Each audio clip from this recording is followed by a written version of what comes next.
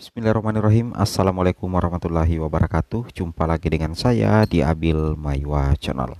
Jadi teman-teman, channel ini merupakan channel pendidikan tempat kita berbagi tentang aplikasi pendidikan, Microsoft Office, serta tips dan triks komputer. Jadi pada video kali ini teman-teman ya, kembali lagi admin akan mencoba mengupdate informasi terbaru seputar perkembangan P3K Guru formasi tahun 2023.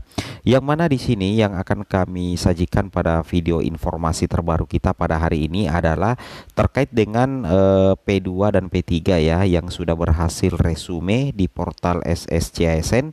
Ketika Bapak Ibu P2 dan P3 berhasil resume nantinya di portal SSCASN, berarti Bapak Ibu yang masuk dalam kategori P2 dan P3 itu punya harapan untuk lolos menjadi ASN P3K, karena tentunya akan ada formasi yang bisa dilamar Bapak Ibu ya.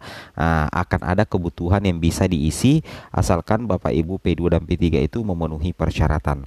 Di sini judul video kita adalah penentu utama bagi P2 dan P3 bisa mendapatkan penempatan di P3K Guru 2023 setelah resume di portal SSCASN 2023. Tapi ingat Bapak Ibu, ketika Bapak Ibu P1, P2, P3 ingin mengakhiri proses pendaftaran P3K Guru, Bapak Ibu harus betul-betul memperhatikan isian data, kemudian dokumen yang diunggah apakah sudah valid atau belum. Jika sudah valid, silakan akhiri pendaftaran. Catatan Bapak Ibu ya, ketika sudah mengakhiri pendaftaran berarti sudah tidak bisa lagi mengedit ataupun mengunggah ulang atau mengganti dokumen yang sudah diunggah.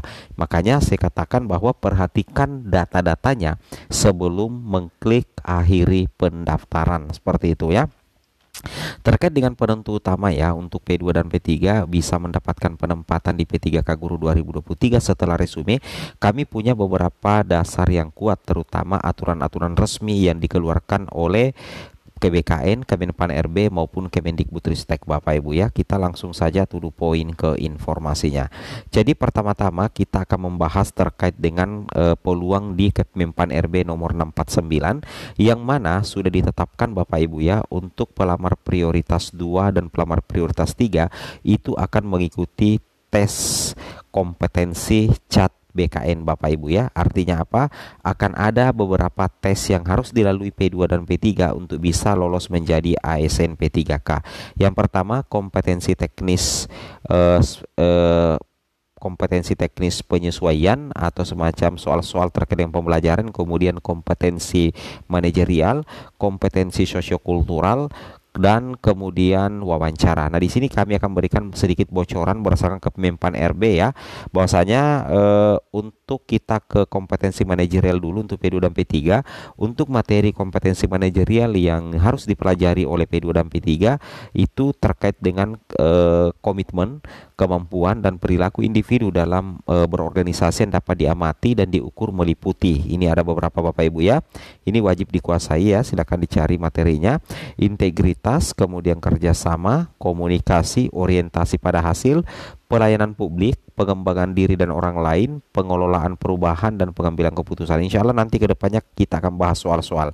Nah, kedelapan kompetensi untuk materi soal kompetensi manajerial ini juga yang akan diteskan nanti untuk pelamar prioritas 2 dan pelamar prioritas 3 Bapak Ibu ya. Kemudian berikutnya di sini, kompetensi sosiokultural itu bertujuan untuk menilai pengetahuan dan sikap terkait pengalaman berinteraksi dengan masyarakat majemuk yang memiliki keberagaman dalam hal agama, suku dan budaya, perilaku, wawasan kebangsaan, etika, nilai-nilai moral, emosi dan prinsip yang harus dipenuhi setiap pemegang jabatan memperoleh hasil kerja sesuai dengan peran, fungsi dan jabatan dalam peran pemangku jabatan sebagai perangkat bangsa yang memiliki kepekaan terhadap keberagaman, kemampuan berhubungan sosial, kepekaan terhadap pentingnya persatuan dan empati. Kemudian materi wawancara dengan menggali informasi non-kognitif yang bertujuan untuk menilai integritas dan moralitas meliputi beberapa aspek Bapak Ibu ya, yaitu kejujuran, kemudian komitmen, keadilan, etika, dan tentunya adalah kepatuhan. Nah, itulah nantinya soal-soal atau materi-materi yang akan menjadi penentu utama kelulusan bagi P2 dan P3. Nah, di sini kita lihat Nah, di sini Bapak Ibu perhatikan di diktum ke-31 jelas sekali dikatakan ya bahwasanya pelamar pada kebutuhan khusus. Jadi kalau dikatakan pelamar pada kebutuhan khusus itu termasuk P1, P2, P3, termasuk P2 dan P3 Bapak Ibu. Nantinya penentu kelulusannya itu di sini dikatakan pelamar pada kebutuhan khusus berarti termasuk P2 dan P3 itu dinyatakan lulus seleksi jika berperingkat terbaik pada lowongan kebutuhan jabatan dilamar, sedangkan pelamar pada kebutuhan umum dinyatakan lulus seleksi jika memenuhi nilai ambang batas. Nah, intinya bahwasanya untuk P2 dan P3 penentu kelulusannya itu adalah peringkat terbaik apabila Bapak Ibu mendapatkan nilai dengan peringkat terbaik setelah mengikuti tes CAT BKN Bapak Ibu ya, itu penentu pertama. Penentu kedua yaitu adalah adanya kebutuhan jabatan yang dilamar, itu jelas sekali Bapak Ibu ya. Kemudian berikutnya untuk mendapatkan peringkat terbaik itu tidak harus memenuhi nilai ambang batas. Kenapa kami mengatakan tidak harus memenuhi nilai ambang batas? Karena untuk P2 dan P3 berdasarkan diktum ke-31 itu tidak dikenakan passing grade. Jadi ini salah satu nilai plus untuk P2 dan P3. Contoh misalkan ya, di sekolah A misalkan ya, kita buat semacam ilustrasinya seperti ini Bapak Ibu ya. Di sekolah A misalkan ada satu formasi, kemudian pelamarnya ada dua ya. Dua-duanya ini adalah P3. Nah, untuk passing grade-nya kan 180. Tapi pelamar pertama ini mendapatkan nilai 175, pelamar kedua ini mendapatkan nilai 170. Nah, itu tidak perlu melihat passing grade, tapi melihat peringkat terbaiknya. Maka yang berpotensi lulus adalah yang mendapatkan nilai 175. Seperti itu kira-kira Bapak Ibu ya. Itu yang harus Bapak Ibu perhatikan. Jadi penentu kelulusan utama bagi P2 dan P3 setelah resume adalah mendapatkan peringkat terbaik setelah tes CAT BKN. Jadi Bapak Ibu mendapatkan nilai terbaik di tes CAT BKN hasilnya.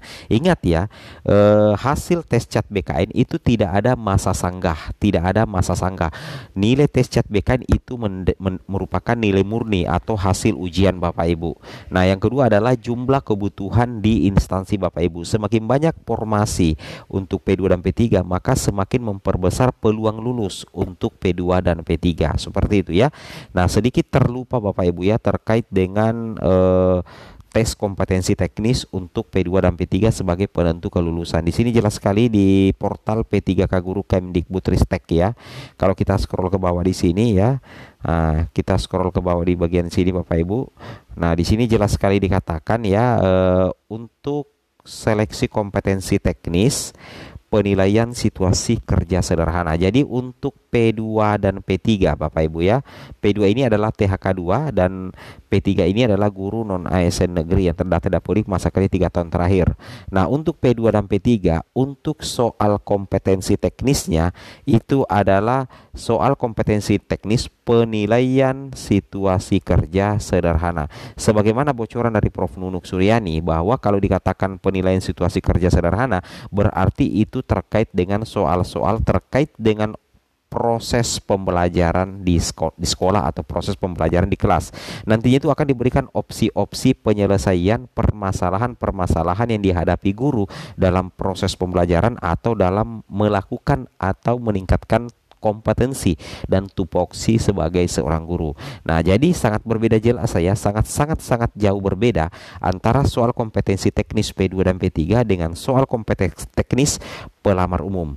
Pelamar P2 P3 itu jauh lebih mudah, kemudian tidak ada beban ya terkait dengan passing grade, karena untuk P2 dan P3 itu tidak dibebankan nilai passing grade. Seperti itu kira-kira ya. Jadi inilah yang menjadi penentu utama. Jadi penentu utamanya itu adalah Bapak Ibu P2 dan P3 wajib resume di SSCSN, kemudian ikut tes CAT BKN mendapatkan nilai terbaik atau nilai tertinggi, kemudian di instansinya itu banyak formasi yang dibuka setelah penempatan P1. Ya, seperti ini kira-kira Bapak Ibu ya informasi dari kami, semoga bermanfaat. Assalamualaikum warahmatullahi wabarakatuh.